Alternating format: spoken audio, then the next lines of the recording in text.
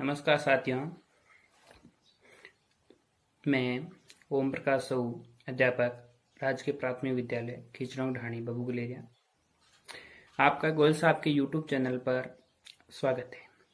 आज मैं आपके साथ में रीट की तैयारी किस प्रकार करें, इसके लिए मेरे अनुभव साझा करूंगा। तो सभी से निवेदन है कि पहले आप अगर हमारे यूट्यूब चैनल पर नए हो तो पहले इसको सब्सक्राइब करें, लाइक करें एंड शेयर करें। साथियों, जैसा कि अपन लगातार सुन भी रहे हैं और शिक्षा मंत्री जी बार बार लाइव आकर कह रहे हैं कि रीट भर्ती को अब शीघ्र ही करवा दिया जाएगा। तो 2021 में रीट की प्रक्रिया को पूरा करवा दिया जाएगा। इसलिए आप सभी साथियों से अनुग्रह रहेगा कि आप अपनी तैयारी को निरंतर रखें, कंटिन्यू रखें, ताकि ऐसे से आप तैयारी या पाठ्यक्रम को पूरा कर सको। तो आज मैं आपको बताने जा रहा हूँ कि रीट की तैयारी कैसे करें। पहले मैं मेरे समय के अनुभव साझा करता हूँ कि मैंने किस प्रकार से रीट की तैयारी की है। रीट 2018 में मेरे 122 अंक के साथ प्राप्त किए और इसी के साथ में ऑल राजस्थान में 471वीं रैंक हासिल की। मैंने रीट की तैयारी के लिए कोचिंग संस्थान का सहारा लिया। मैंने बाड़मेर की प्रसिद्ध कोचिंग इंस्टीट्यूट सक्सेस पॉइंट से 4 महीने तक लगातार रीट की कोचिंग की और वहीं से सफलता हासिल की। मेरे सिलेक्शन में सक्सेस पॉइंट कोचिंग और गुरुदेव गणपत सिंह और अविनाश जी दवे का विशेष सहयोग रहा और उन्हें हमें बार बार मोटिवेट किया और उसके आधार पर मेरा सिलेक्शन हो गया। किसी भी प्रतियोगिता परीक्षा की तैयारी के लिए मेरे हिसाब से कोचिंग थोड़ा अच्छा रहता है। एक बार कोचिंग कर लेने से अपने क्या है कि तैयारी करने में कंटिन्यूटी बनी रहती है और पाठ्यक्रम को भी अच्छी तरीके से समझ सकते हैं। अब रीट की तैयारी करने के लिए आपको अधिक पुस्तकों की जरूरत नहीं पड़ती है। आप कोचिंग जा रहे हो तो कोचिंग के नोट्स होते हैं, उनको अच्छे ढंग से तैयार कर लो पहले से ही और उनको पढ़ो। और इसके अलावा लक्ष्य और फर्स्ट रैंक इन दोनों में से कोई भी किताब आप चूज कर लो और इससे एक पुस्तक को 3-4 बार पढ़ो। इससे आपको सबसे अच्छा ये है कि ये नहीं है कि आप 4-5 प्रकार की अलग अलग किताबें पढ़ो। उससे अच्छा है कि आप केवल एक किताब को ही 4-5 बार पढ़ो। इससे क्या है कि आपके वो एक किताब क्लियर हो जाएगी और इसके अलावा आपको कोचिंग के नोट्स अच्छी तरह से प्रिपेयर करने हैं। अब नोट्स लिखने का तरीका क्या होता है कि कुछ अपन क्या करते हैं, कोचिंग में सीधा लिखवाते हैं, वो लाके लिख देते हैं और फिर आके घर रख देते हैं उस कॉपी को और फिर उसी कॉपी को वापस पढ़ते हैं। इससे अच्छा ये रहेगा कि अपन वहां से किसी रफ कॉपी में उतार के लाएं रजिस्टर में और फिर वापस रूम पे आने के बाद में दोबारा उसको अपनी फेयर कॉपी में उतार दें। तो इससे होगा कि अपने 2 बार रिविजन भी हो जाएगा और वो स्थायी रूप से याद हो जाएगा। इसी के साथ में कोचिंग संस्थान है, इस साथ में टेस्ट सीरीजें भी चलाती है। तो अपने को टेस्ट सीरीज बाकायदा ज्वाइन करनी भी चाहिए। टेस्ट सीरीज ज्वाइन करने से एक तो अपने को पेपर पूरा सिलेबस के आधार पे आता है वो टेस्ट सीरीज का भी, तो अपने को सिलेबस का नॉलेज हो जाता है। दूसरा अपने टाइम मैनेजमेंट होता है वो बहुत अच्छा हो जाता है। और मेरा भी टेस्ट सीरीज से बहुत बड़ा फायदा हुआ। मैंने सक्सेस पॉइंट की टेस्ट सीरीज कंटिन्यू ज्वाइन रखी थी और उससे मेरी प्रैक्टिस भी अच्छी हो गई और टाइम का शेड्यूल था वो बहुत अच्छा हो गया। इसलिए मैंने रीट का पेपर तय समय से 30 मिनट पहले कर लिया था।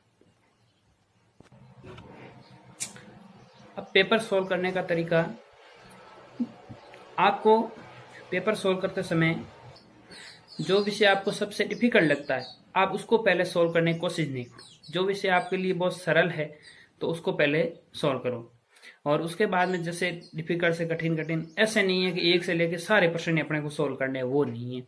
अपने को धीरे धीरे कुछ प्रश्न ही सोल्व करने हैं जो अपन पहले कर सकते हैं आसानी से, उनको पहले करके अपन कॉपी में ओएमआर शीट में भर लो। उसके बाद में कुछ ऐसे प्रश्न जिसको कम समय में अपन कर सकते हैं उसको करने की कोशिश करें और सबसे लास्ट में जो डिफिकल्ट प्रश्न होते हैं उनको ही करना चाहिए। और प्रश्न करते समय हम लोग बार साथ में ओएमआर शीट भरते रहना चाहिए। नहीं तो क्या है कि अपन पूरा पेपर तो सॉल्व कर देते हैं, लास्ट टाइम में ओएमआर शीट भरते टाइम बहुत सारी गलतियां कर देते हैं क्योंकि टाइम बहुत कम बचता है। अब रीट की तैयारी के लिए अपन संपूर्ण समय में क्या करें, सबसे पहले अपने को क्या करना है, रीड के लिए जो सिलेबस होता है निर्धारित, सिलेबस को प्रिंट निकाल के एक दो बार सिलेबस को पढ़ लेना है। अब सिलेबस को अपन अच्छी तरह से ढंग से पढ़ेंगे तो उसको अपने ये पता चलेगा भाई सिलेबस में कहाँ क्या आना है। इसके बाद में अपने को संपूर्ण सिलेबस को दो भागों में डिवाइडेशन करना है। जैसे अभी के सिलेबस के आधार पर रीड का सिलेबस है 150 अंक का कुल, तो उसमें से 80 अंक का साइकोलॉजी और शिक्षण विद्या है और 70 अंक के बाकी वाले मैटर है।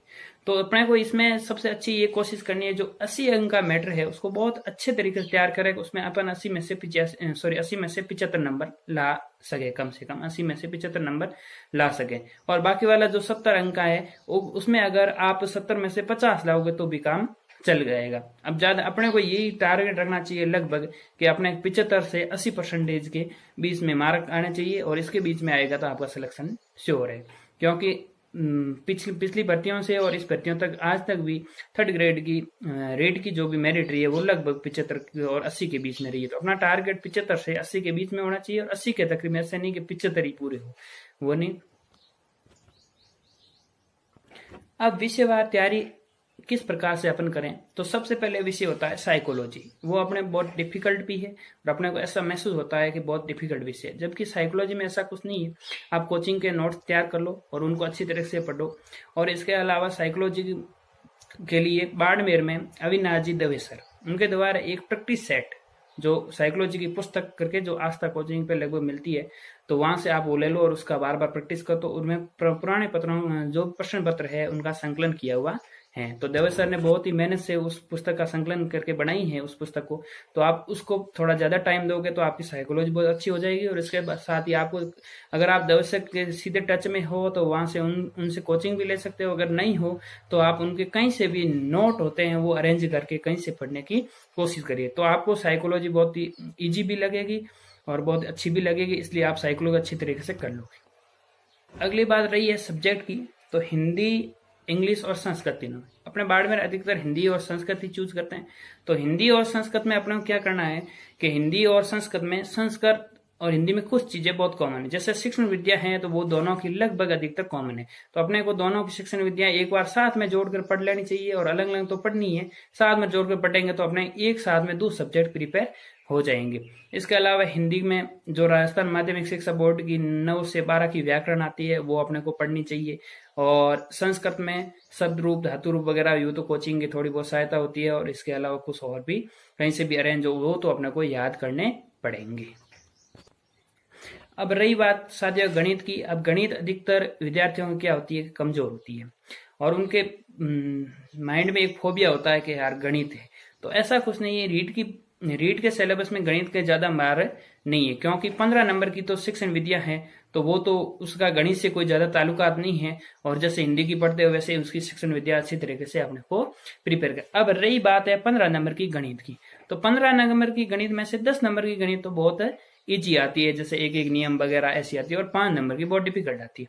तो आपको मैं यही सलाह देना चाहूंगा साथियों कि अगर आपको गणित में बहुत थोड़ा बहुत, जिनकी अच्छी है उनको तो कोई प्रॉब्लम है नहीं, जिन थोड़ा बहुत डर है, तो आपको जिन 4-5 प्रश्नों में डर है आप उनके ऊपर ज्यादा फोकस न करके जो आपके 10 नंबर के अंकों की गणित है, मान लो कि वो आपको अच्छी है, जैसे एक एक नियम वगैरह, आप उस पर थोड़ी ज्यादा मेहनत कीजिए, ताकि हो सके वो 5 नंबर छूट जाए तो कोई बात नहीं, उसमें से 1-2 अपन सही कर लेंगे, वैसे माइनस से मार्किंग होती नहीं है। और जो 10 नंबर की उसमें से अपन कोशिश करेंगे भाई 10 के 10 नंबर उसमें से अपन उन जो सरल प्रश्न अपने समझ आए उनमें से तो अपने कोई नंबर कटने नहीं चाहिए। अब रही बात है पर्यावरण अध्ययन की साथियों, तो पर्यावरण अध्ययन के लिए अपने को ज्यादा दिमाग में लोड लेना नहीं है इसका, क्योंकि पर्यावरण अध्ययन एक बहुत ही विस्तृत सब्जेक्ट विषय है, और इसके अपन जितना ज्यादा डीपली गहराई में जाएंगे और उतने ही अपन लास्ट में पछताएंगे। क्योंकि जब पेपर आता है तो पर्यावरण अध्ययन अपन जो पढ़ते हैं उसमें से कभी कुछ आया ही नहीं है, बहुत ही इजी सवाल आते हैं। तो इसमें 15 नंबर की शिक्षण विद्या होती है जो पर्यावरण अध्ययन की, उस पर आप ज्यादा मेहनत कीजिए, क्योंकि वो 15 नंबर अपने कंफर्म कर लो। अब रही बात 15 नंबर के पीछे, अब 15 नंबर में उसमें साइंस भी आएगा, भूगोल भी आएगा, कुछ राजनीति की भी चैप्टर है, तो कला और संस्कृति राजस्थान के इससे संबंधित भी है। तो साथ ही इसमें आपको ज्यादा पर्यावरण में घबराने की जरूरत है नहीं। पर्यावरण अध्ययन में जितने भी है उनमें थोड़ा बहुत नॉर्मल जो भी गाइड आती है, लक्ष्य है या फर्स्ट रहेंगे, उनमें से आप कुछ पढ़ लीजिए, जैसे ज्यादा मेहनत करने की जरूरत नहीं है। इसमें इसमें यही है, जैसे साइंस आ गई, साइंस में आप टॉपिक वाइज पढ़ते रहो, टॉपिक वाइज पढ़ते रहो। जैसे सिलेबस में जो रोग, जैसे रोग का एक पार्ट है, तो उसमें रोग 6-7 रोग ही है, वो फिक्स दे रखे, उसके अलावा बाहर से कोई प्रश्न आता नहीं है साइंस में वैसे रीट में।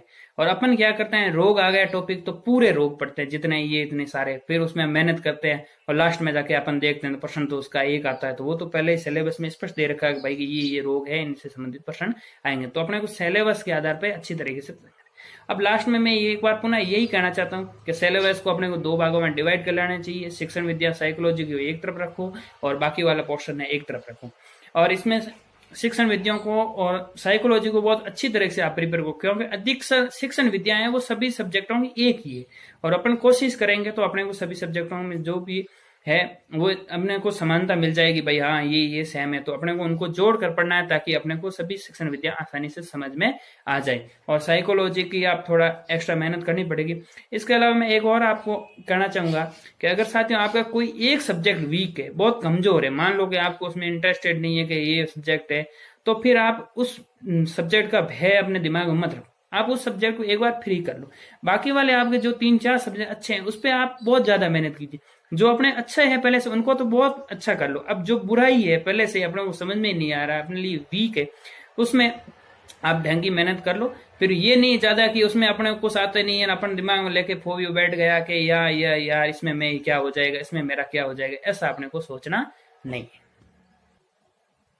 इसी के साथ मैं कहूंगा साथियों, आप अपने सिलेबस के आधार पर कंटिन्यू तैयारी रखें, अभी से आप तैयारी जारी रखो। और भर्ती आखिर में सरकार कराएगी 2021 में हर हाल में सरकार करवाएगी भर्तियां। तो आपको पहले से तैयार होकर जितना ज्यादा टाइम मिलेगा उतनी ज्यादा आप प्रैक्टिस कीजिए। और इसी के साथ मैं एक आपको सलाह देता हूं, आपको रीट की तैयारी कर रहे हो तो उसके साथ साथ में आपको पुराने प्रश्न पत्रों के सेट जितने भी, जैसे सीटेट वगैरह के जो भी, वो आपको दुकानों पे इनके प्रैक्टिस सेट मिल जाएंगे, वो लाओ और उनको ज्यादा से ज्यादा सोल्व करो। जितने ज्यादा आप पुराने सेट सोल्व करोगे उससे आपके 2 फायदे हो जाएंगे, एक तो टाइम मैनेजमेंट हो जाएगा और जितने भी पुराने प्रश्न है आपको वो सारे याद हो जाएंगे। और अधिकतर एग्जामों में पुराने प्रश्न होते हैं वही अधिकतर रिपीट होते हैं या उनसे संबंधित ही प्रश्न होते हैं। तो आप सीटेट के जो भी प्रैक्टिस सेट आते हैं उनको अच्छी तरह से मिला लिया करो और उन सीटेट की जो प्रश्न पत्र है उनकी आप अगर तैयारी करोगे तो रीड आपको आसान लगने लग जाएगी। धन्यवाद।